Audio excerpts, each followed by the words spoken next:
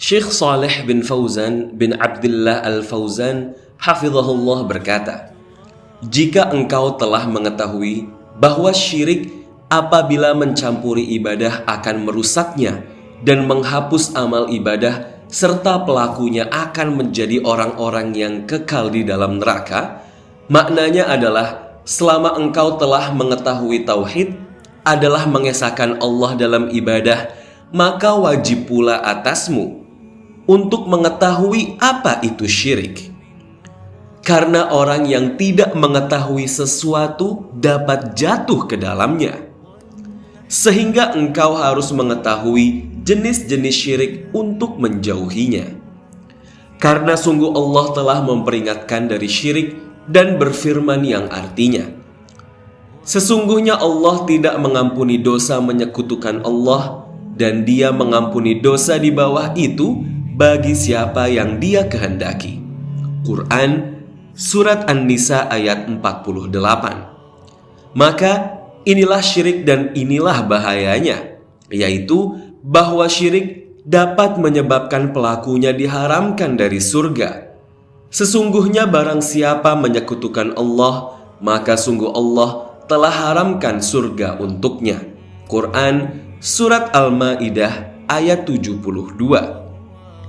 Dan syirik menyebabkan pelakunya diharamkan dari ampunan. Sesungguhnya Allah tidak mengampuni dosa menyekutukan Allah.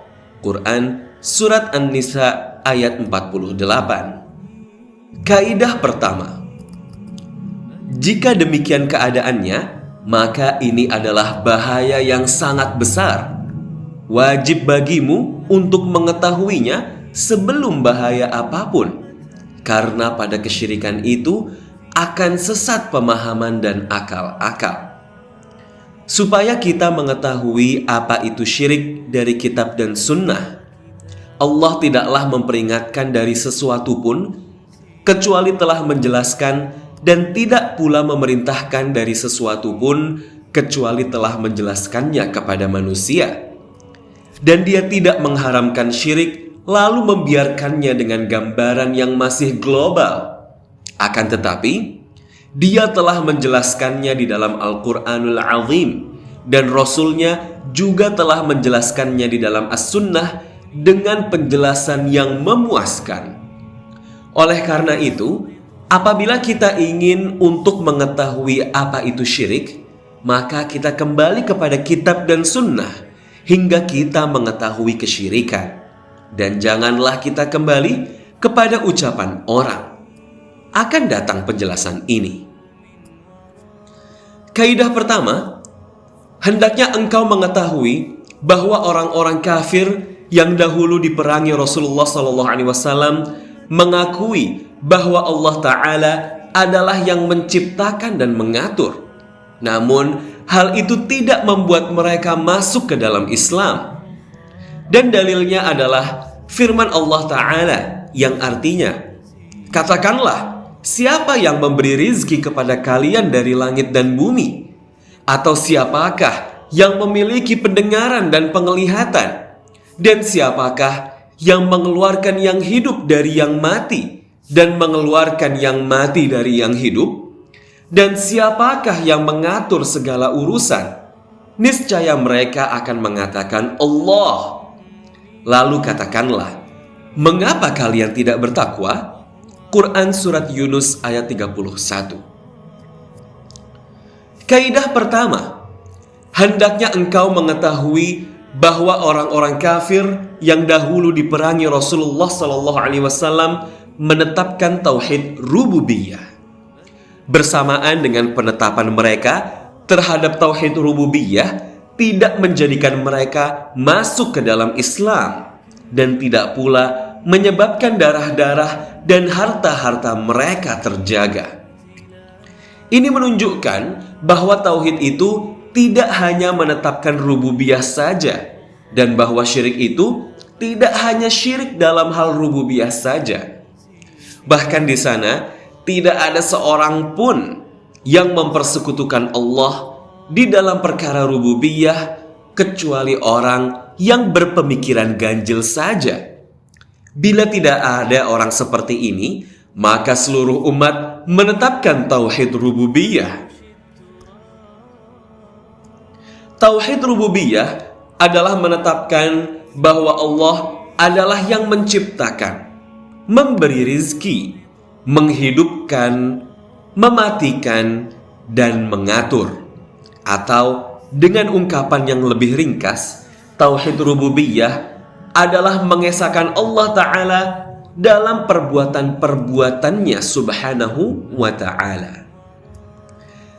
Sehingga tidak ada satupun makhluk yang menyatakan bahwa di sana ada satu makhluk yang menciptakan bersama Allah, atau memberi rizki bersama Allah, atau menghidupkan dan mematikan. Bahkan orang-orang musyrik pun menetapkan bahwa Allah lah yang menciptakan, memberi rizki, menghidupkan, mematikan, dan yang mengatur. Dan sungguh apabila engkau bertanya kepada mereka, siapakah yang menciptakan langit dan bumi? Niscaya mereka akan mengatakan Allah. Quran Surat Luqman ayat 25. Katakanlah, siapakah Rabb langit yang 7 dan Rabb arsy yang agung? Niscaya mereka mengatakan milik Allah. Quran Surat Al-Mu'minun ayat 86 hingga 87. Bacalah ayat-ayat akhir surah Al-Mu'minun. Engkau akan mendapati bahwa orang-orang musyrik menetapkan tauhid rububiyah. Demikian pula dalam surah Yunus. Katakanlah, siapa yang memberi rizki kepada kalian dari langit dan bumi? Atau siapakah yang memiliki pendengaran dan penglihatan? Dan siapakah yang mengeluarkan yang hidup dari yang mati dan mengeluarkan yang mati dari yang hidup? Dan siapakah yang mengatur segala urusan? Niscaya mereka akan mengatakan Allah. Quran Surat Yunus ayat 31. Jadi orang-orang musyrik itu menetapkan perkara tauhid rububiyah ini. Sehingga tauhid itu bukan merupakan tauhid rububiyah sebagaimana pendapat ulama ahli kalam dan cendekiawan menurut keyakinan mereka. Mereka menetapkan bahwa tauhid adalah pengakuan bahwa Allah lah yang menciptakan, memberi rizki, menghidupkan, dan mematikan saja. Mereka mengatakan Allah itu esa zatnya, tidak ada pembagian dalam zatnya. Esa sifat-sifatnya, tidak ada yang menyerupainya. Esa dalam perbuatan-perbuatannya, tidak ada sekutu baginya. Ini adalah tauhid rububiyah. Silakan merujuk kepada kitab manapun dari kitab-kitab ulama ahli kalam, engkau akan mendapati pemahaman tauhid mereka tidak keluar dari tauhid rububiyah saja. Padahal bukan tauhid ini yang Allah utus para rasul dengannya. Menetapkan tauhid ini saja tidak bermanfaat baginya, karena tauhid rububiyah ini diakui oleh orang-orang musyrik dan tokoh-tokoh kafir.